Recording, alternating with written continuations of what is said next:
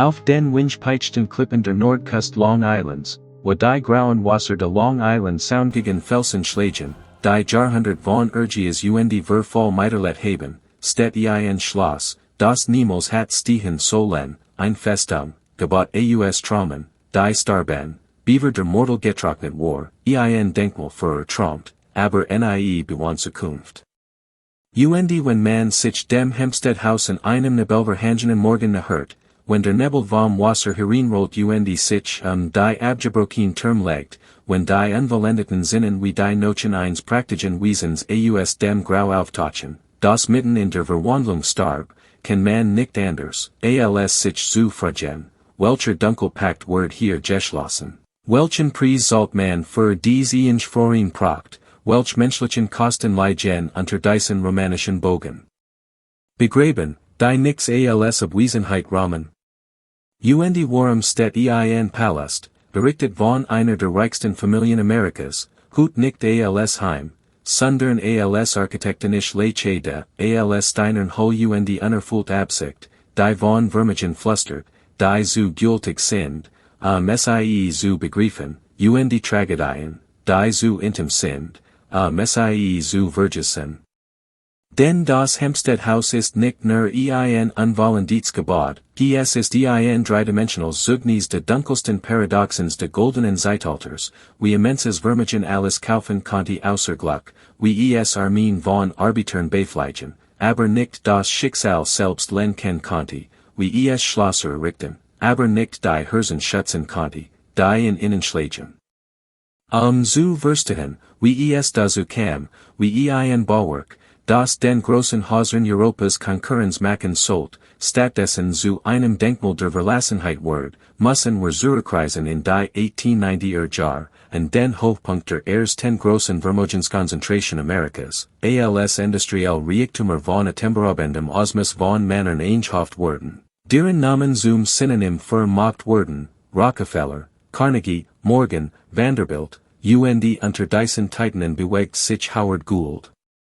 Dritter Sohn der beruchten J. Gould, der Eisenbahnmagnaten, dessen Name mit gleichermaßen Respekt abs zu ausgesprochen wird, der Spekulanten, dessen finanzielle Manipulationen in Vielheit zum Meistkassen man Amerikas machten, beschuldigt der Korruption von Gesetzgebungen, Bestechung von Richtern, Zerstörung von Konkurrenten, der Inszenierung von Börsenpaniken, die Tausend ruiniert in selbstbereicherten, ein Mann, der so sehr mit roberischem Kapitalismus assoziiert.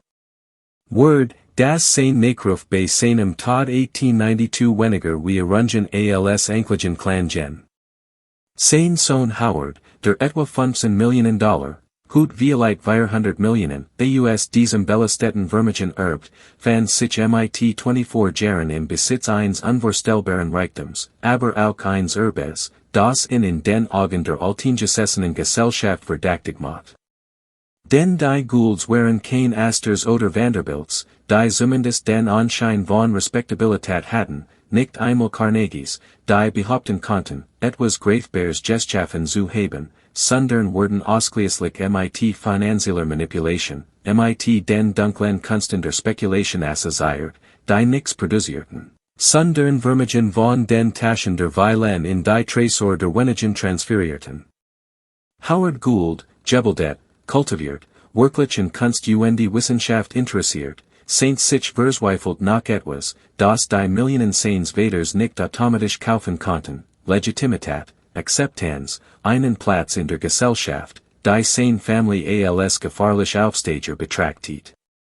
Wie so viel amerikanisch Millionär seiner Generation want sich der Architektur als Instrument der Verwandlung zu, im Bewusstsein, das in einem Zeitalter, das von materiellem Prunk besessen war, das richtig Haus im richtigen Ort im richtigen still ein Art Erlösung sein konnte, durch Stein und Mortal.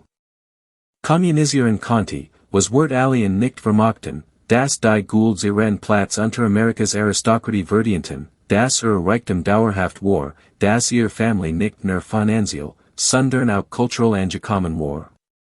So, im Jahr 1912, Howard Gould, inzwischen in seinen Vierzigern, nach seiner zweiten Heirat, nach einer spektakulären Scheidung, die Gesellschaft New Yorks in Offer versetzt hat, Warber ein Praktiges and Wiesen in der Goldkust von Long Island, jenem Kustenabschnitt, und dem Amerikas wohlhabendst Familien Ackerland in ein Amerikanisches Versailles Verwundelten, wo ein Wiesen von Bespieloser Groß eins nach dem anderen entstanden, jeds darauf bedagt, sein Nachbarn in Proct und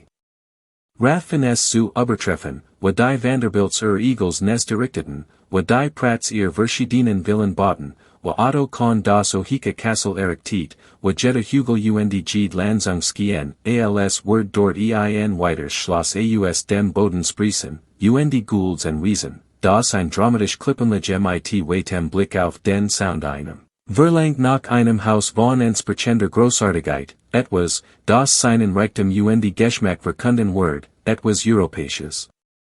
In seinen kulturellen Bezügen, aber Amerikanisches in seinem Maßstab und seiner Ambition, etwas, das in endlich und endgültig als einen Mann von Substanz jenseits bloß gierten Gelds etablieren wird.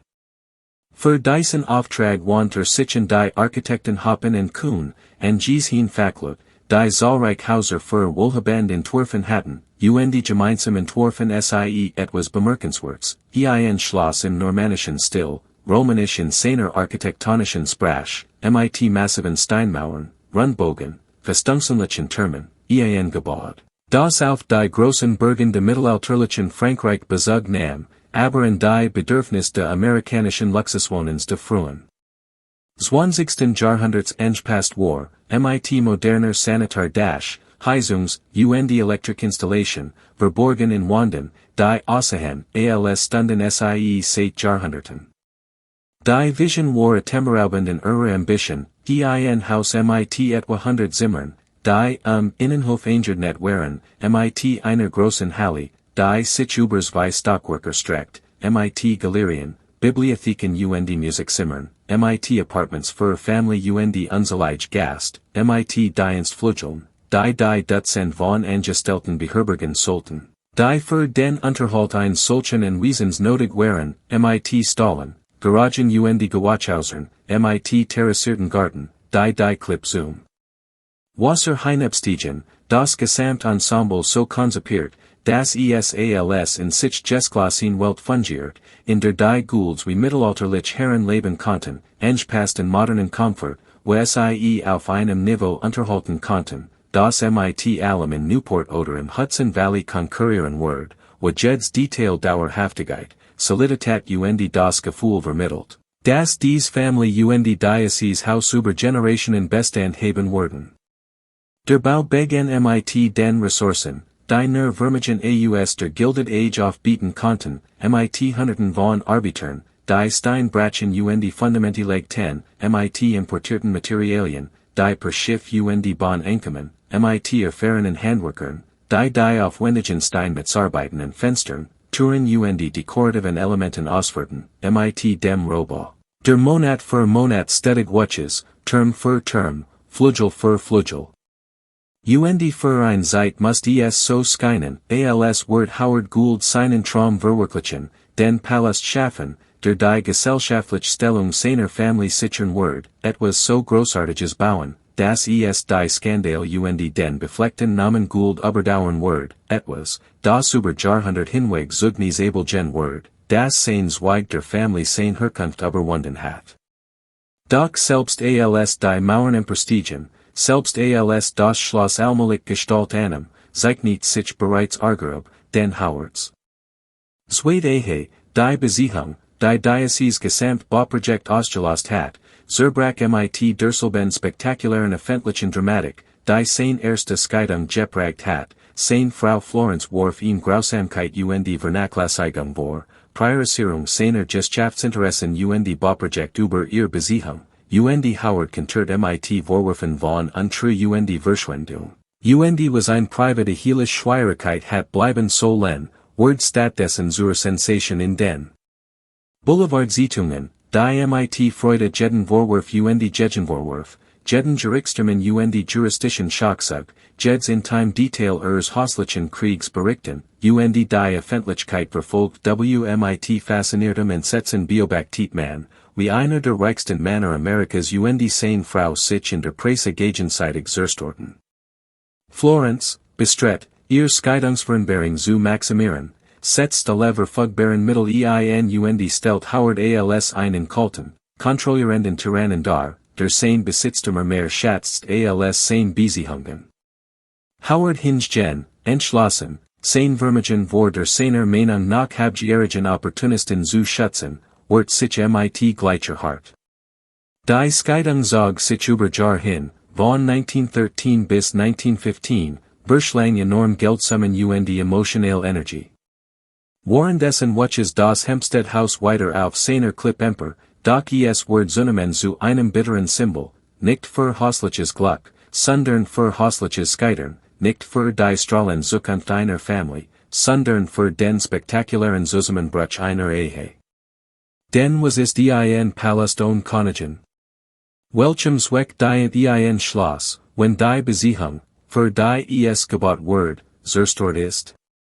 Howard Gould, der Zusen must, wie sein zweit Ehe ebenso katastrophal scheitert wie die erste, der sein Privatleben zur öffentlichen Unterhaltung wurde, der die Zeitungen, die eigentlich sein architektonische Leistung führen sollten, stattdessen sein häuslichen Katastrophen dokumentieren sah, begann das Interesse in dem Projekt zu verlieren. Stellt in Frage, ob es überhaupt schon mit, diesen gewaltigen Steinhofen fertigzustellen, ob überhaupt in einem Haus leben wollt, das so in mit Versagen und Demütigung verbunden war. Der Bau, der 1912 und 1913 mit großer Energie vorangetrieben wordens war, begann 1914 zu stocken. Bis 1915, als die Scheidung mit einer erheblichen Abfindung für Florenz zu einem bitteren Ende kam, waren die Arbeiten im Hempstead House faktisch eingestellt. Das Gebäude war vielleicht zu 60% fertiggestellt, die Außenmauern größtenteils vollendet, doch die Innenarbeiten kaum begonnen. Die Türme waren auf hohen abgeschnitten, die eindeutig höher hatten sein sollen, Fensteröffnungen klafften leer und wurdeten auf Rahmen und Glas, die niemals kommen würden, Treppen führten zu Stockwerken, die nie gebaut wurden, Türöffnungen mündeten ins Nichts. Howard Gould, Erschopt von den Reichstreitigkeiten, verbittert durch Verrat, dessen Traum von sozialer Wiedergutmachung durch Architektur nun torcht und naiv erschien, traf die Entscheidung, das Projekt aufzuschreiben, das Hempstead House in seinem unvollendeten Zustand zurückzulassen, die ein Denkmal der Wirtschaftlichkeit. Dies aufgab, das Wegehen von einem teilweise gebauten Palast, das Belofage Wegwerfen von Jaren der Plan Millionen von Dollar Investition und der Arbeit von Hunderten von Arbeitern, offenbart etwas Tiefgründiges über den Reichtum der Gilded Age, über die Art und Weise, wie so immens Vermögen selbst enorm ausgeben trivial erscheinen ließen, darüber, wie die Reichen einfach von gescheiterten Traumen ablassen konnten, weil es immer an der Traum, an der Projekt, an der Möglichkeiten gab, Kapital einzusetzen, das schier unendlich schien. Doch für die Arbeiter, die im Hempstead House gearbeitet hatten, die Steinmetz, Zimmerlut und Stuckateur, deren Lohn vom Fortgang der Borbieten abhingen, bedeutet die Aufgabe. Arbeitslosigkeit, bedeutet Familien ohne Einkommen, bedeutet die Belofage Grausamkeit eines Systems, in dem die Existenzgrundlage der Arbeiterklasse durch die Lohnen eines Millionärs zerstört werden konnte. Kein Dokument bewahrt ihr Namen oder ihr Schicksal, kein Archiv hält fest, was mit den Männern geske, die filigranen Steinmetzarbeiten ausführten, die Fundamente legten oder die Mauern errichteten. Denn die Geschichte großer Häuser wird fast immer aus der Perspektive der Eigentümer geschrieben, nicht der Arbeiter, konzentriert sich auf architektonische Leistungen statt auf menschliche Kosten, erinnert sich an die Namen von Architekten und Auftraggebern, waren die 100 anonymen Arbeiter, deren Hand dies Monumente tatsächlich schufen, Burgessen wurden.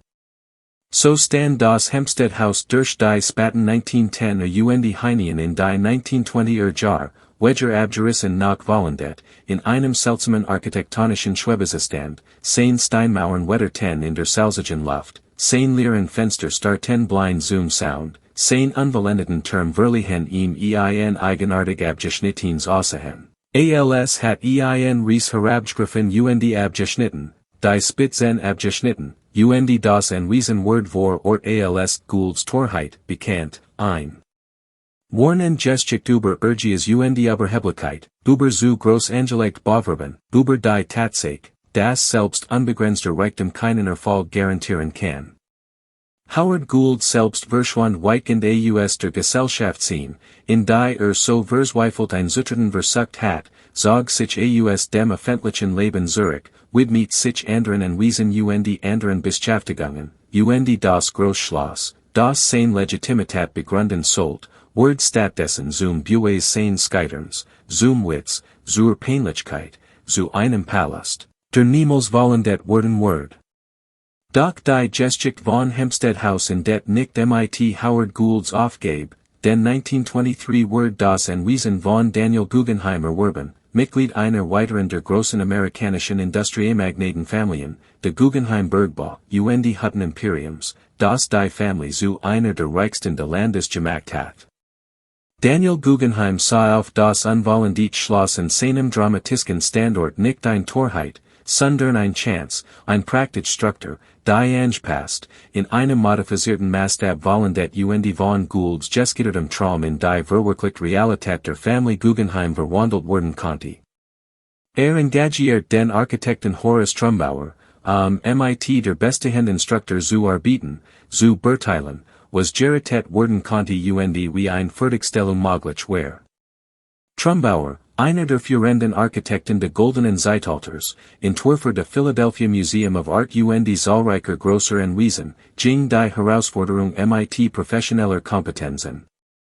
Stellt fest, dass das Gebäude zwar nicht praktisch nach den ursprünglichen Plänen vollendet werden konnte, der Maßstab war zu gültig, die unvollendeten Abschnitt zu zahlreich, aber auf einem reduzierten, dennoch beeindruckenden Grundriss fertiggestellt werden konnte, dass die bestehenden Mauern abgeschlossen werden konnten. Das in ihr nach modernen Standards vollendet werden konnte und Hempstead House bewohnbar gemacht werden konnte, auch wenn Goulds ursprünglich Vision nie erreichen wird.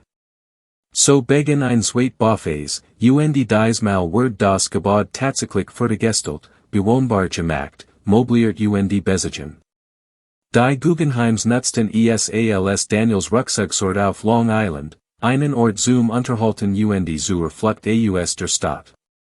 Zwei Jahrzehnte lang erfüllt Hempstead House endlich seinen Vorgesehenen-Zweck, diente endlich als Familienheim und rechtfertigt endlich die enormen Investitionen in Stein und Arbeit. Doch selbst dies erfolgreich Nutzung war nur von begrenzter Dauer, denn Daniel Guggenheim starb 1930. Obwohl sein Erben das Anwesen noch einige Jahre unterhielten, machten die groß Depression und sich wandelnd wirtschaftlich Verhaltnis solche riesigen Anwesen zunehmend unpraktisch, immer schwerer zu besetzen und zu unterhalten und immer weniger mit dem amerikanischen Leben vereinbar. Das Goldene Zeitalter war vorbei, die Ära der gewaltigen privaten Palast und die Besteuerung und gesellschaftlicher Wandel ließen solche Reichtumsdemonstration nicht mehr praktisch, sondern Opsen erscheinen. In den 1940er Jahren begannen selbst die Guggenheim zu hinterfragen, ob es sinnvoll sei, Hempstead House zu erhalten, ob überhaupt jemand ein Normannisches Schloss auf Long Island braucht, ob das Haus überhaupt eine Zukunft hat. 1946 wurde das Anwesen in das Institute of Aeronautical Sciences gespendet, das als Konferenzzentrum und Bibliothek nutzt, ein praktische Nutzung, die das Gebäude zumindest belegt und in Stand hielt. Dies institutionelle Nutzung bewahrt zwar die Struktur, verändert aber grundlegenden Charakter, verwandelt sie von einem privaten Palast in eine halböffentliche Einrichtung, von einem Ausdruck individuellen Reichtums in eine organisatorische Mobile.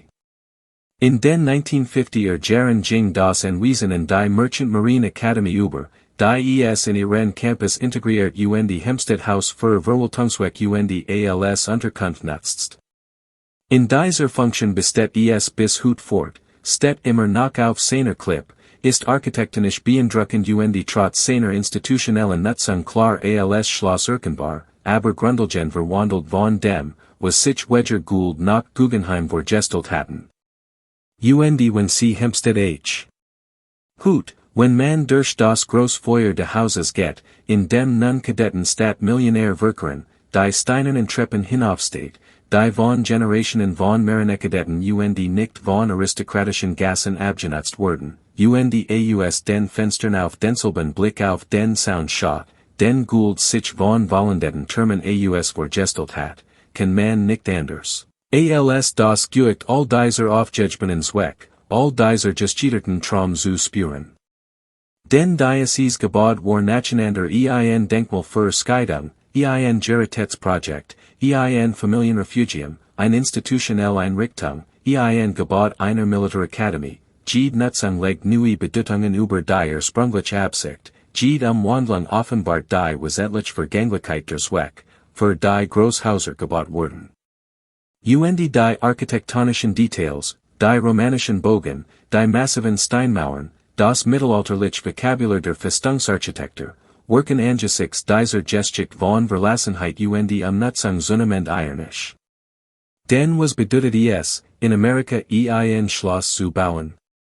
Was wollte Howard Gould wirklich mit seiner normannischen Festung auf Long Island erreichen? Die Antwort offenbart die tiefe Unsicherheit im Herzen der Reichtums der Gilded Age, die Art und Weiss, wie amerikanische Millionär, denen die aristokratischen Genealogien und Jahrhundert der Tradition fehlten, die europäische Eliten legitimierten, versuchten, Legitimität durch Architektur zu erkaufen, versuchten, Geschichte auf Knopfdruck zu schaffen, versuchten, Schlösser zu errichten. Die Sie wie etwas mehr erscheinen ließen als die erste Generation mit Geldbesitz. Die erklärt die Epidemie europäischen Spiriter Palast, die in der Ostküste in den Jahrzehnten 1900 aus dem Boden schossen, wie italienische Villen, französische Chateaus, englische Herrenhäuser und deutsche Burgen auf amerikanischem Boden entstanden, von denen jeds den Versuch eines Millionärs darstellt, seine Herkunft zu überwinden. Sich mit europäischer Kultur und Geschichte zu verbinden, durch Architektur zu suggerieren, das seine Familie einer älteren und tieferen Tradition.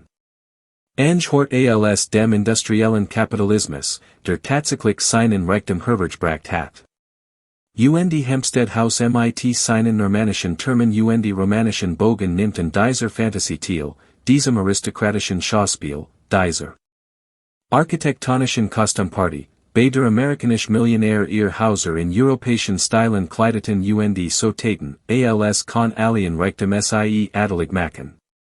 Doch die Unvollständigkeit von Goulds ursprünglichem Bau, die Tatsache, dass vor der Fertigstellung seines Schlosses davonlief, offenbart zufällig die Wahrheit, die Vollendetten Fassaden verbergen sollten, dass dies Palast Bunnenbilder, Inszenierungen, Fantasien waren, die aufgegeben werden konnten, sobald es ihren Zweck nicht mehr erfüllten, dass der Anschein von Dauerhaftigkeit selbst vergänglich war. Das Schlösser, die durch industriell Vermögen errichtet wurden, nicht haltbar waren als die Beziehungen und Gesellschaftsverhältnis, die dies Vermögen hervorgebracht hatten. Es gibt etwas fast Poetisches in den gekürzten Termen de Hempstead House, etwas, das Gebäude in seiner Unvollständigkeit ehrlicher macht, als es fertiggestellt gewesen war, denn die Kürzung seit, dass es nie wirklich mittelalterliche Kriegsführung oder normannischen Adel ging, sondern immer amerikanischen Reichtum, der europäische Legitimität zu erkaufen versucht, immer neues Geld, das wie altes Geld aussehen wollt, immer die grundlegende Unmöglichkeit dieser Verwandlung. Wenn man hut durch das Hempstead House geht, kann man die Schichten dieser Geschichte in seiner Architektur lesen, sehen, wo Goulds Bau und Guggenheims begann, sehen, wo die ursprünglich hochfliegende Ambition begrenzt und praktisch gemacht wird, sehen, wo die institutionelle Nutzung das, was Privatprocht sein sollt, verandert und angepasst hat. Jede Schicht erzählt einen Teil der Geschichte, trägt zur Gesamtbedeutung bei, verwandelt das Gebäude von einem einfachen architektonischen Objekt in ein komplexes historisches Dokument, das nicht nur designiert Skiden, sondern sozial Angst, nicht nur Bautechniken, sondern Klassenaspirationen, nicht nur räumliche Anordnungen, sondern die Traum und Misserfolge der Familien, die es erbauten und bewohnten, festhält. Besetzt, Vielheit ist der eindringlichste Aspekt der Hempstead House nicht sein Unvollständigkeit, sondern sein Übelben, die Tatsache, das es im Gegensatz zu so vielen Palasten der Gilded Age, die abgerissen wurden, den großen Vanderbiltvillen in der Fifth Avenue, William Randolph Hearst Stadtschloss, Dutzenden anderen, die einfach zu teuer in der Unterhaltung und zu groß für eine Umnutzung waren, das Hempstead House fortbestet, aber als etwas anderes als das, was es sein sollt. Fortbestet nicht, weil es jemand als zu Haus liebt, sondern weil Institutionen es als nützlich erachtet haben, fortbestet nicht als Denkmal einer erfolgreichen Familiendynastie, sondern als Bues dynastischen Scheiterns, fortbestet als Lehrmittel, als Warnengeschicht, als Denkmal für den besonderen Hochmut, zu glauben, das Reichtum Dauerhaftigkeit kaufen kann. Und darin liegt vielleicht ein großer Lection über all die großen Häuser der Gilded Age, all die Palast, die Amerikanische. Millionär in den Jahrzehnten 1900 errichteten, denn was haben sie tatsächlich erreicht, diese enorm teuren Demonstrationen von Reichtum und Geschmack, haben sie die Familien, die sie bauten, erfolgreich als amerikanischen Adel etabliert, haben sie Dynastien geschaffen, die Bestand hatten, haben sie die Legitimität verschafft. Nach der ihr Erbauer so verzweifelt streiten, und die Antwort lautet größtenteils nein, denn die meisten dieser Familien sind aus der Öffentlichkeit verschwunden, die meisten dieser Häuser wurden abgerissen oder umgenutzt, die meisten Traum von dauerhafter Etablierung erwiesen sich als so vergänglich wie morgenabel, und die wenigen, die überdauern wie das Hempstead House, überdauern nicht als lebendig Familienhäuser, sondern als Museen, Schulen, Konferenzzentren, Regierungsbad, als alles andere als das, wofür sie entworfen wurden. Und dies Verwandlung vom privaten Palast zur öffentlichen oder institutionellen Nutzung stellt ein Art demokratisch Recht dar, ein Rückeroberung von Rahmen, die gebaut wurden, auszuschließen und einzuschüchtern, die dazu bestimmt waren, die unüberbrückbar Kluft zwischen Millionären und gewöhnlichen Menschen sichtbar zu machen, die Macht und das Privileg einer winzigen Elite demonstrieren sollten. Und wenn dies Raum zu öffentlichen Museen oder Militärakademien oder Firmenretreats wurden, wenn jeder durch Raum gehen kann, die nur für Reich und ihr Gast zugänglich sein sollten, wenn die Architektur der Ausgleiches inklusiv wird, dann liegt in dieser Umkehrung ein befriedigende Gerechtigkeit, auch wenn in dem Verblassen der Traum, die dies Gebäude repräsentierten, Melancholie mitschwingt, denn so sehr wird die Gilded Age und ihr Exzess kritisieren mögen, so sehr wird die Ausbeutung und Ungleichheit anerkennen, die solchen Reichtum ermöglichten. So berühren sind doch Ruinen von Ambitionen, Palast, die nie vollendet wurden, Traum, die starben, Beaver.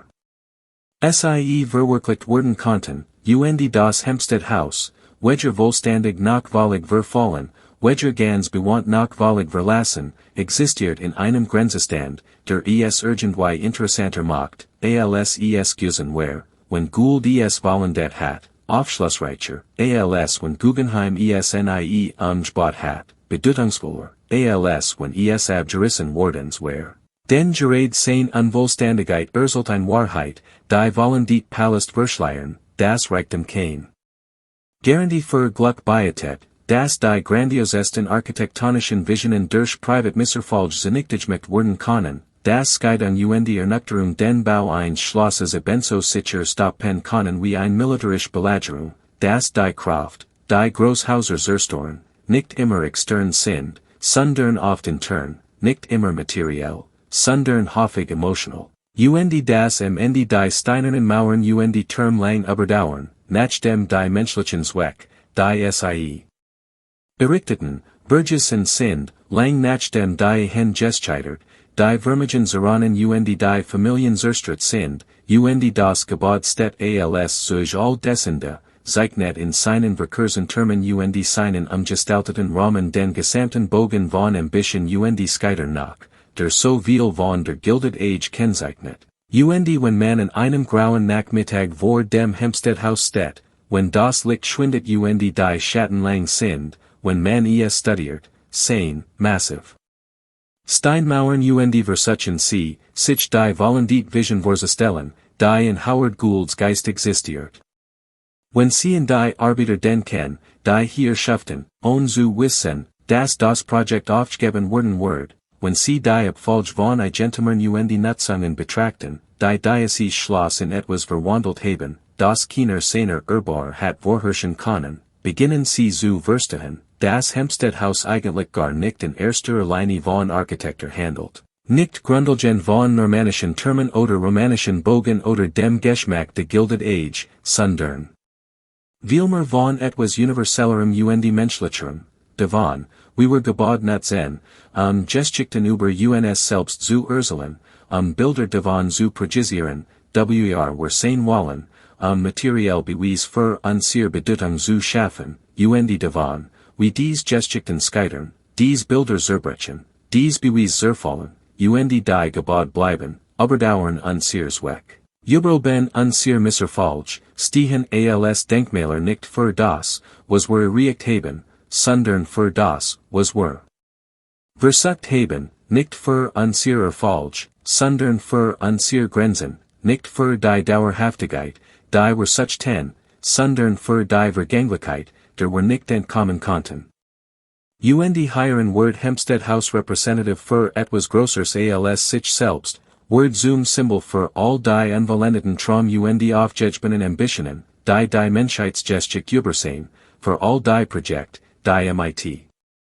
Zuversicht begonnen und unvollendete gelassen wurden, für all die Visionen, die zu Beginn so klar und am Ende so unmöglich schienen. Und das Schloss auf der Klippe, unvollendet und doch beständig, angepasst und doch erkennbar, Word schließlich zum Denkmal für die Kluft zwischen Absicht und Ergebnis, zwischen der Zukunft, die wir uns vorstellen, und der Gegenwart, die wir tatsächlich schaffen, zwischen den Palasten, die wir planen, und den Ruinen, die wir hinterlassen. Und Vielheit ist dies die tiefste Lektion von Hempstead House, nicht, das Reichtum kein ausreichender Schutz gegen das Schicksal ist, obwohl es eindeutig nicht ist, und nicht, das architektonisch Projekt kein Glück garantieren kann, obwohl es offensichtlich nicht kann, sondern vielmehr, das die gebaut, die wir erschaffen, leben und Bedeutungen annehmen, die wir nicht kontrollieren können, das wir, sobald wir Stein mit mortal verbinden und Mauern gegen den Himmel errichten. Etwas geschaffen haben, das uns überdauern und unseres Weg überdauern wird, das von Menschen interpretiert wird, die nix von unseren Absichten wissen, das Nutzungen erfüllen wird, die wir uns nie vorgestellt haben, das Geschichten erzählen wird, die wir nie erzählen wollten. Und das am Ende unser Denkmäler mehr über unser Misserfolg als über unser Erfolg verraten, mehr über unser Verletzlichkeiten als über unser Stark, mehr über die Grenzen dessen, was Reichtum kaufen kann, als über sein Macht. Und Hempstead House, unvollendet auf seiner Klippe auf Long Island stehend, dient als dauerhafte Erinnerung daran, dass die Vermögen, die wir aufbauen, vom Schicksal aufgegeben werden können, dass die Traum, die wir konstruieren, für immer unvollendet bleiben können, und dass die Schlösser, die wir errichten, unsere Dauerhaftigkeit zu verkünden, mit der Zeit zum Beweis unserer Vergänglichkeit werden. Denkmäler nicht für Dynastien, sondern für Dynastisches Scheitern, nicht für die Macht der Reichtums, sondern für seine Grenzen, nicht für den Erfolg von Ambitionen, sondern für ihr Tragödie. Und das gebaut überdauert nicht, weil es seinen Zweck erreicht hat, sondern weil es gescheitert ist, nicht weil es glücklich Familien beherbergt, sondern weil es häusliche Katastrophen miterlebt, nicht weil es Legitimität begründet, sondern weil es die Unmöglichkeit offenbar, Legitimität allen durch Architektur zu erkaufen. Und in seinem Überdauern durch Jahrhundert wechselnder Nutzungen und Bedeutungen, in seinem Fortbestehen von Gould zu Guggenheim bis zum institutionellen Eigentum, in seiner Verwandlung vom privaten Palast zur militaristischen Akademie, ist Hempstead House zu etwas weit interessanterem und wertvollerem geworden, als Unvollendetes Schloss hat sein können. Ein dreidimensional Geschichte der amerikanischen Reichtums und seiner Unzufriedenheit, Denkmal für die großen Traum und tiefsten Angst der Gilded Age, Lehrmittel, das durch sein Unvollständigkeit über die Natur von Ambition und die Grenzen von Macht unterrichtet, und ein gebaut, das, nach dem es alles sein ursprünglichen Zweck und die ursprünglichen Bewohner überlet hat, nun als sich für Kraft steht, die größer sind als einzeln Leben, für historische Verwandlungen. Tienen, die selbst die Absichten der wohlhabendsten Beherren hinwegfegen, bis hin zu dem unerbittlichen Prozess, durch den Privattraum zum öffentlichen Erbe wurden, exklusiv Raum inklusiv, Palast zu Institutionen wurden und die Architektur der Macht einfach zur Architektur wurde, gebaut, die einst den Raum ihrer Besitzer verkündeten, kommunisieren nun nur nach ihr eigens Übelben. Ihr eigenen Passung, ihr eigenartig Ries vom Symbol der Reichtums zum Symbol der Unzulänglichkeit. Der Reichtums, vom Monument der Erfolg zum Monument des Scheiterns, vom Palast zur Institution, vom Traum zum Ruin zur Restaurierung. Und durch all dies Transformationen, durch all dies Wechsel von Agentem, Zweck und die Bedeutung bleiben. Die Steinmauern bestehen, die gekappten Turmregen weiterhin gegen den Himmel, die romanischen Bogen rahmen nach immer ihr Ausblick auf den Long Island Sound, und das Hempstead House besteht fort, unvollendet und doch vollständig in seiner Unvollständigkeit, verlassen und doch bewohnt, ein Scheitern, das durch die Hoffnung von Geschichte und die Bedeutung zu einer Art Erfolg geworden ist. Den sein Erbauers sich nie hatten vorstellen können, ein Denkmal nicht für das, was sie beabsichtigten.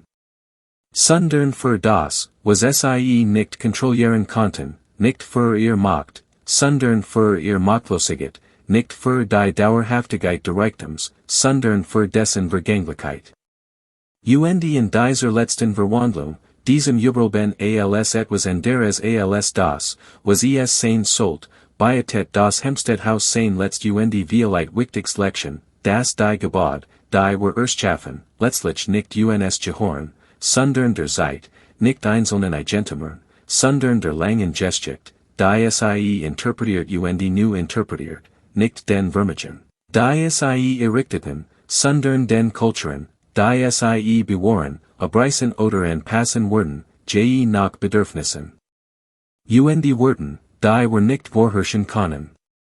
Und das die unvollendete Tragödie de Hempstead House nicht darin besteht, dass es nie vollendet wird, sondern dass die Vollendung die eigentliche Tragödie gewesen wäre, die Wahrheiten verborgen hat, die Unvollständigkeit offenbart, die nur einen weiteren fertigen Palast geschaffen hat, der sich von Dutzenden anderen nicht unterscheidet, waren die gekappten Turm. Die verlassenen Plain und die aufeinanderfolgenden Anpassungen etwas Einzigartiges geschaffen haben, etwas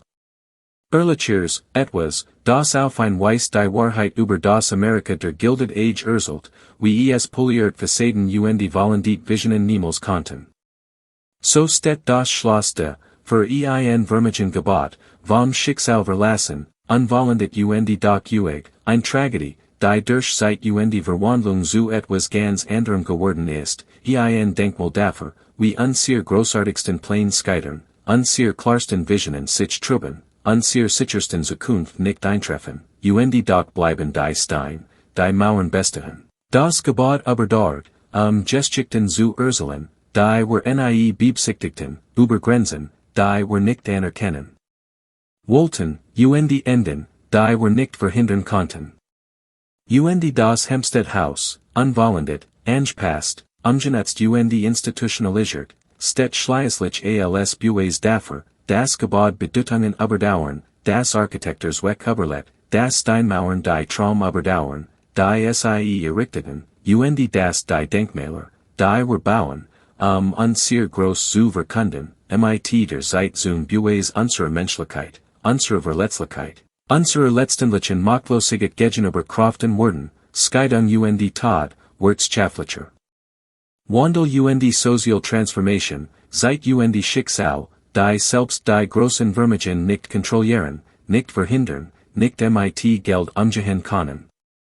Und in dieser dauerhaften Unvollständigkeit, in diesem Übelben als etwas anderes als Beabsichtigt, in dieser Reise vom verlassenen Traum Gould zur angepassten Realität Guggenheims bis zur institutionellen Gegenwart der Merchant Marine Academy ist das Hempstead House zum perfekten Denkmal der Gilded Age selbst geworden, grandios und doch Hall, praktig und doch unvollständig, ehrgeizig und doch letztlich gescheitert, ein Schloss, das durch industriellen Reichtum errichtet wurde und nun Militarkadetten beherbergt, ein privater Palast, der zur öffentlichen Institution wurde, ein Denkmal dynastischer Ambitionen, das Jure deshalb überlebt, weil dies Dynastien scheiterten. Und das Gebäude steht auf seiner Klipp mit Blick auf den Sound, sein gekapten Turm streben für immer nach hohen, die sie niemals erreichen werden. Erreicht, sein steinernen Mauern vom Wind, Regen und Salziger Luft mehr als ein Jahrhundert gesichert, sein groß Halle halt weiter von den Schritten der Menschen, deren Existenz sich sein Erbauer nie vorgestellt hat, und es besteht fort, unvollendet, angepasst, umgenutzt, ein Zeugnis dafür, wie das Schicksal selbst die bestgeplanten Vorhaben verlässt, wie Vermögen die Vollendung nicht erkaufen können. Wie die großartigsten architektonischen Visionen von etwas so gewöhnlichem wie Scheidung, so menschlichem wie Verzweiflung, so alltäglichem wie Meinungsänderung besiegt werden können, und in dieser Alltäglichkeit seiner Tragödie liegt seine Kraft, denn Hempstead House erinnert uns daran, dass hinter jedem großen Palast nicht nur Reichtum und Geschmack und architektonischer Urge stehen, sondern Menschen mit menschlichen Grenzen, mit gescheiterten Hen und gesterbenen Traumen und fehlgeschlagenen Planen, und das die steinernen Mauern, die wir errichten, dies menschlichen Dramen überdauern, dies persönlichen Tragödien überleben, als Zeugen unserer Versuch. Und unser Scheiterns weit über unser eigens Verschwinden hinausstehen, und die Burg auf der Klippe von Long Island, gebaut für ein Vermögen, aber vom Schicksal verlassen, unvollendet und doch beständig, bleibt hut, wie seit mehr als einem Jahrhundert, ein Denkmal der Unvollendung, ein Palast der Verlassenseins, ein Festung gegen nichts, ein in Stein eingeschworener Traum. Für immer unvollendet, für immer angepasst, für immer ein Beweis dafür, das selbst unbegrenzter Reichtum nicht garantieren kann, dass die Palast, die wir beginnen, auch die sind, die wir vollenden, dass die Zukunft, die wir planen, auch die sind, die wir bewohnen, oder dass die Denkmäler, die wir errichten, unsere Beständigkeit zu verkünden, am Ende nicht zum Beweis unserer letzten Vergänglichkeit, unseres endgültigen Scheiterns, unserer menschlichen Unfähigkeit werden. Die Ergebnis unserer großen Ambitionen zu kontrollieren, und in dieser Offenbarung, in diesem architektonischen Zeugnis von Grenzen und Scheitern und unvollendeten Traumen, erreicht Hempstead House ein Bedeutung, die sein Erbauer nie beabsichtigt hat, und ein tiefer Aussichtskraft, als Vollendung hat beiten können, und doch müssen wir uns fragen, was dies unvollendete Burg in weiteren Narrative von amerikanischem Reichtum und Macht wirklich repräsentiert. Denn Hempstead House ist kein isolierte Anomalie, sondern ein Beispiel unter vielen für das eigenheimliche architektonische Fieber, das die Millionenschweren Amerikas in den Jahrzehnten die Wendy zum 20. Jahrhundert ergriff, ein Zeit, in der Vermögen mit Beispielloser Geschwindigkeit hoffen und die Männer, die dies Vermögen kontrollierten, unsicher schienen, was Reichtum eigentlich bedeutet, ob Geld alien sie in etwas verwandeln konnte, das europäischer Aristokratie nachkommt. Ob der Bau der richtigen Hauses am richtigen Ort irgendwie den Makel des neuen Gelds, tilgen und sie als legitime Mitglieder einer herrschenden Klasse etablieren konnte, und dies Unsicherheit, dies Tiefangst vor Legitimität, trieb den Bau von Hunderten von Palastartigen und Wiesen entlang der Ostküsten, von denen jeds nicht nur den Geschmack oder die Bedürfnis eines Einzelnen repräsentiert, sondern den Verzweifelten Versuch einer ganzen Klasse, sich selbst zu definieren. Durch Architektur ein visuell Sprache von Beständigkeit und Tradition zu schaffen, die industriellen Reichtum irgendwie niederlich, unvermeidlich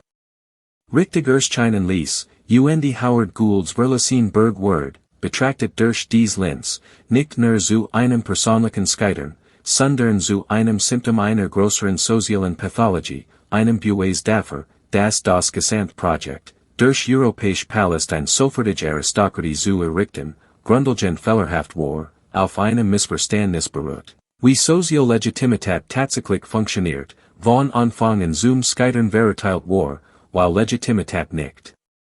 gekauft oder konstruiert werden kann, sondern durch Generationen.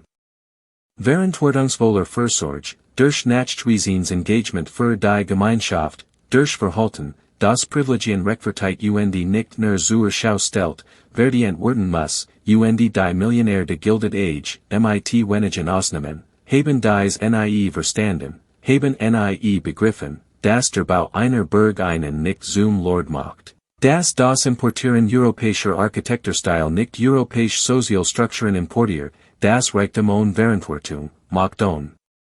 Verpflichtung, PR. Privileg und Pflicht schafft kein Aristokratie, sondern ein Plutokratie, kein legitim Herrschen Klasse, sondern ein parasitär Elite, der Kontrast zwischen dem europäischen Ideal, den dies amerikanischen Millionär zu imitieren versuchten, der Realität ihrer eigenen sozialen Stellung hat nicht größer sein können. Denn trotz der vielen tiefgreifenden Fehler der europäischen Adels hatten die alten Adelsfamilien zumindest über Jahrhundert bestimmt Verhaltensregeln, Bewertungen und Noblesse oblige, Traditionen des Dienstes der Vorsorge entwickelt, die ihrem Privileg ein gewiss Rechtfertigung verliehen, ein Gefühl, das mit großem Reichtum groß Verantwortung einhergeht.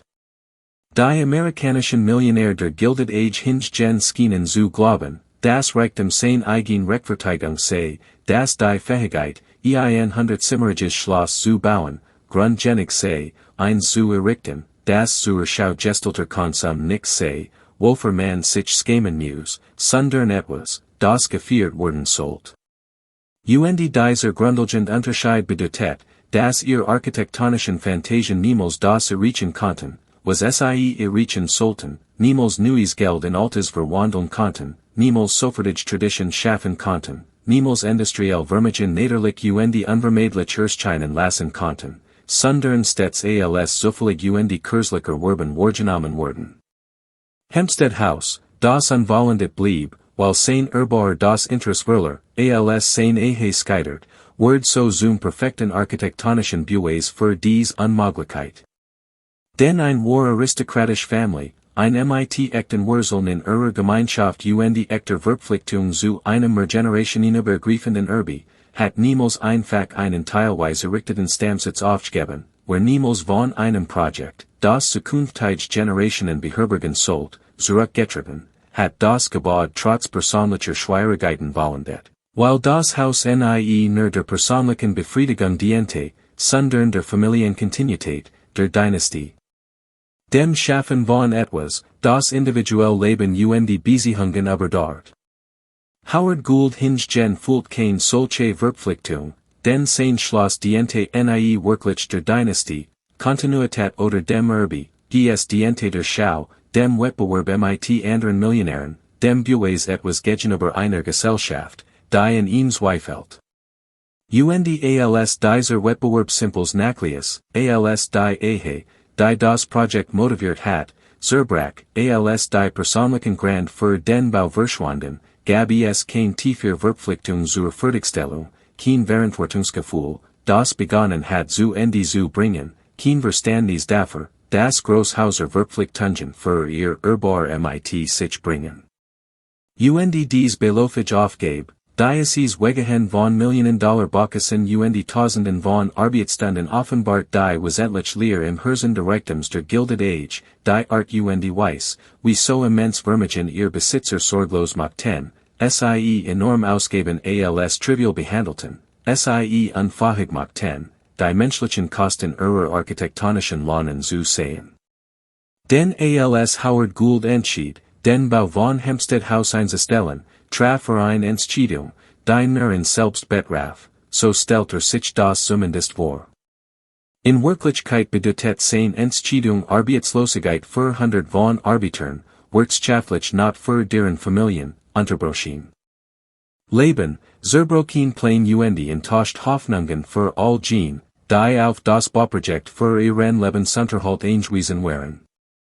Es gibt kein Hinweis darauf, das Gould auch nur einen Moment über dies Konsequenzen nachgedacht hat, keinen Anhaltspunkt, das Agendien Verantwortung gegenüber den Arbeitern empfand, die seine Entscheidung verdrängt, kein Gefühl dafür, das sein Reichtum Verpflichtungen über sein eigenen Wünsche und Interessen hinaus mit sich bracht. Dies Gleichgültigkeit gegenüber den menschlichen Kosten seiner Entscheidungen war typisch für seine Klasse, charakteristisch für eine Epoche, in der Arbeit billig und entbehrlich war, in der Arbeiter wenig Recht und noch weniger Schutz hatten, in der die Reichen Entscheidungen treffen konnten, die das Leben der Arbeiterklasse zerstörten, ohne zur Rechenschaft gezogen oder auch nur kritisiert zu werden. Und die Stein von Hempstead House, gelegt von Handen, deren Namen wir nicht kennen, gemeißelt von Handwerkern, deren W.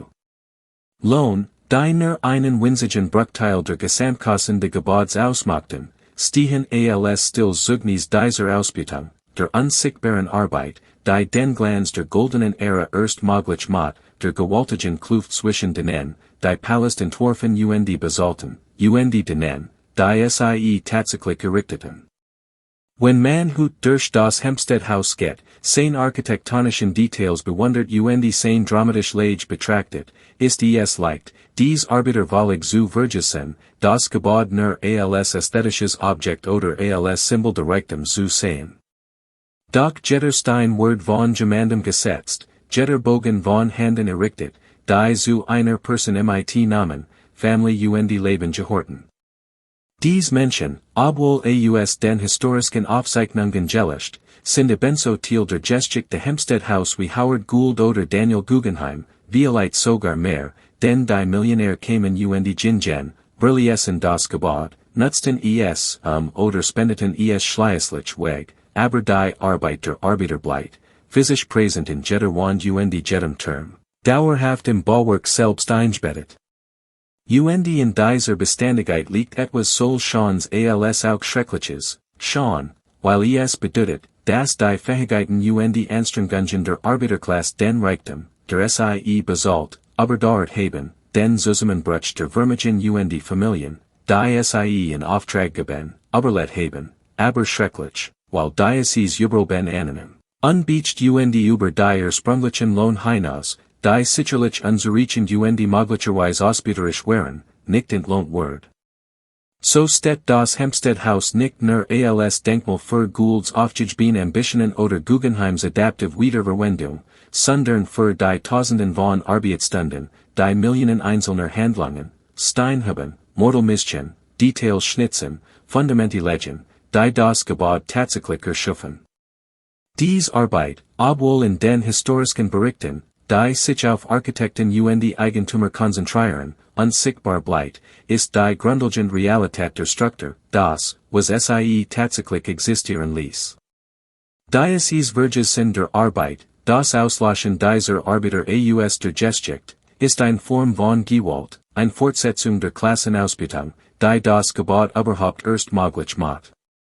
Die Schaub müssen wir uns erinnern, müssen auf das Erinnern bestehen, dass das Hempstead House nicht nur Howard Goulds Torheit oder Daniel Guggenheims Anwesen oder die Einrichtung der Merchant Marine Academy ist, sondern auch und vielleicht vor allem das Produkt von Arbeiterklassarbeit, von Fähigkeiten, die über Generationen von Handwerkern weitergegeben wurden, von körperlicher Anstrengung und technischem Wissen, das die Zeichnungen der Architekten und die Traum der Millionärin. Dreidimensional Realität verwandelt. Dies Arbeit verdient Anerkennung, verdient es, Teil dessen zu sein, wie wir das Gebäude verstehen und interpretieren.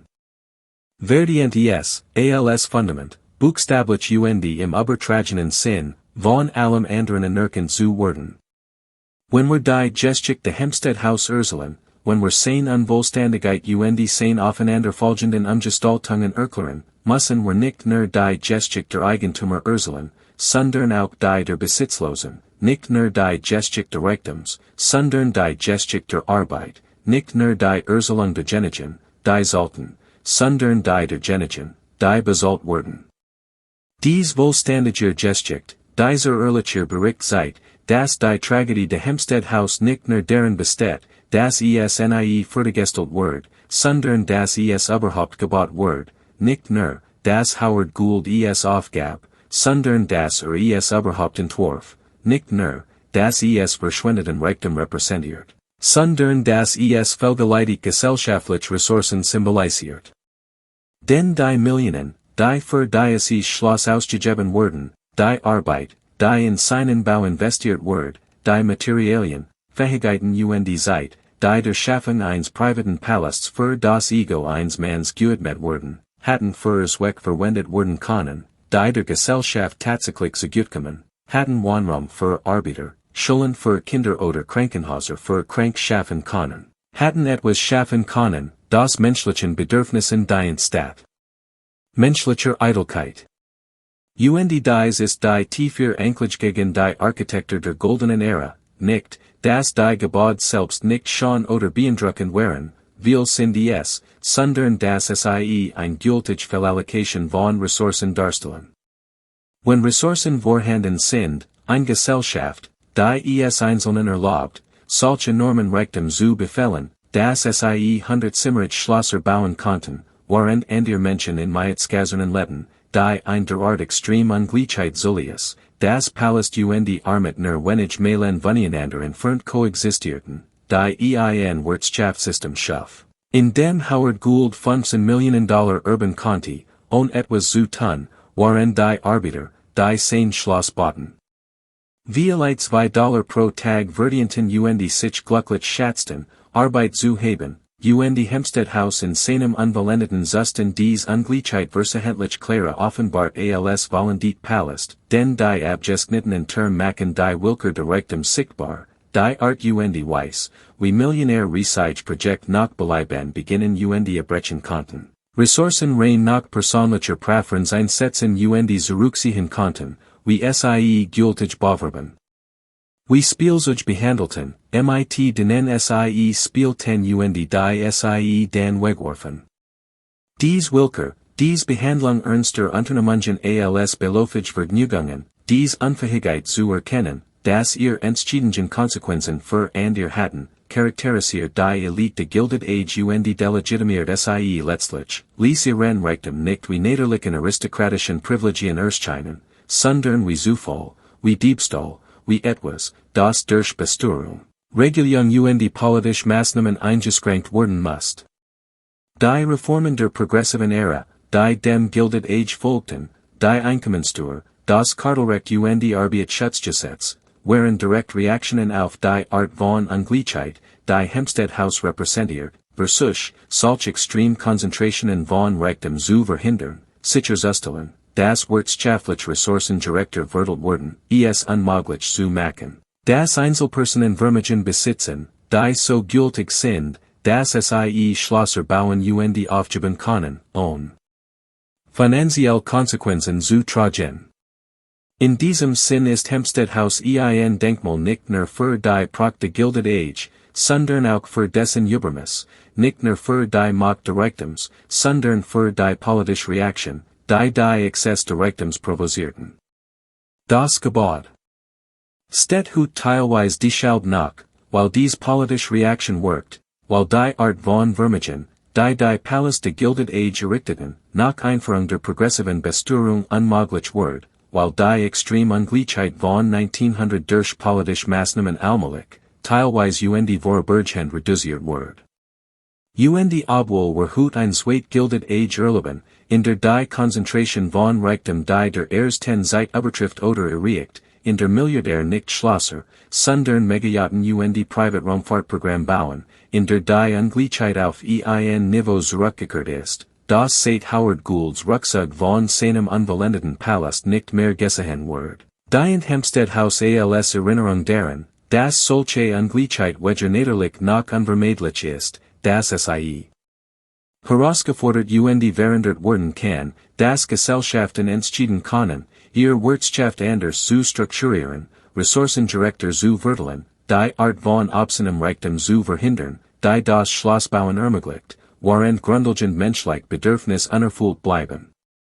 Vielite ist dies die Letztlection von Hempstead House, die ultimative Bedeutung seiner unvollendeten Term seiner successiven Transformationen von privater Torheit zu institutioneller Einrichtung, das die Architektur extremen Reichtums von Natur aus instabil ist, das Palast, die durch Industrielle Vermögen errichtet wurden. Ihre Ursprünglichen Zweck über Generationen hinweg nicht aufrechterhalten können, das die Traum von dynastischer Etablierung durch Schlossbau zwangsläufig scheitern, weil sie auf falschen Prämissen beruhen, was Legitimität schafft, was Privilegien rechtfertigt, was Macht nachhaltig macht, das am Ende die steinernen Mauern den Reichtum überdauern, der sie errichtet, die gebaut die Vermögen überleben, die sie in Auftrag geben, die Palast zu Museen, Schulen, Regierungsbauten oder Ruinen wurden, alles, nur nicht das, was sie sein sollten. In dieser Transformation liegt Gerechtigkeit, liegt historische Rechtfertigung, liegt der Beweis, dass kein Reichtum Dauerhaftigkeit kaufen kann, dass selbst Stein gebaut Schlösser nicht unantastbar sind. Dauerhaft in ihren Zwecken die Bedeutungen, das Einzig, was wirklich Bestand hat, die Erinnerungen das ist, was versucht wird, was scheitert, was gelernt wird. Hempstead House, Unvollendete auf seiner Klippe auf Long Island stehend, lehrt all dies Lektionen allen durch sein Existenz, durch sein Überdauern, durch sein sichtbar Bleiben als Beweis für Urgies Scheitern, als Denkmal für Reichtum dessen Grenzen, als Palast Ruin Institution zugleich. Das Gebäude wird weiterhin stehen, weiterhin Zwecker fühlen, die sein Erbauer erdacht haben, weiterhin Bedeutungen tragen, die nie beabsichtigten, weiterhin Lektionen über amerikanischen Reichtum, Klass Macht lehren für Generationen, die sich wundern würden, wie jemand glauben konnte, der Bau einer normannischen Burg in New York wird aristokratisch Legitimität begründen. In diesem Staunen, in diesem Unverständnis angesichts der Ausmaßes der Prahlerei der Gilded Age, werden zukünftige Generationen ihre eigenen Lektionen über Hybris Grenzen finden, über die Torheit, zu versuchen, das zu kaufen, was nicht gekauft werden kann. Hempstead House wird bleiben, unvollendet angepasst, neues Zweck erfüllend alte Fehler erinnern, Denkmal schließlich nicht für ein Einzelperson oder Familie, sondern für die Gesamtepoche, die es hervorgebracht hat, für die erste Gilded Age mit all ihrer Pracht Ausbeutung, ihrer architektonischen Großartigkeit moralischen Bankrotterklärung, ihrem aufstrebenden Urgies unvermeidlichen Niedergang. Die Burg auf der Klippe wird stehen, solange Stein stehen kann, wird alle überdauern, die dies wird lesen oder ihr Hallen durchschreiten oder ihr Term fotografieren, wird in Zukunft hineinreichen, die uns nicht vorstellen können, Zugnis Ablegen von den Kämpfen unserer eigenen Zeit mit Reichtum Ungleichheit, sowie sie die Kämpfe ihrer eigenen Zeit besucht. In diesem Durchhalten, in diesem Überleben über alle Agentums Nutzungs, Bedeutungswechsel hinweg, erreicht Hempstead House eine Art Unsterblichkeit, die Howard Gould sucht, aber nie fand, nicht die Unsterblichkeit von Dynastie oder Familie oder individuellem Erfolg, sondern die Unsterblichkeit historischen Beweises, architektonischen Zeugnisses, steinern Zeugnis menschlicher Traum menschlicher Grenzen. Dies Unsterblichkeit, Unbeabsichtigt unpersönlich, aber dort all die persönlichen Unsterblichkeiten, die der Reichtum versprach, aber niemals liefern konnte.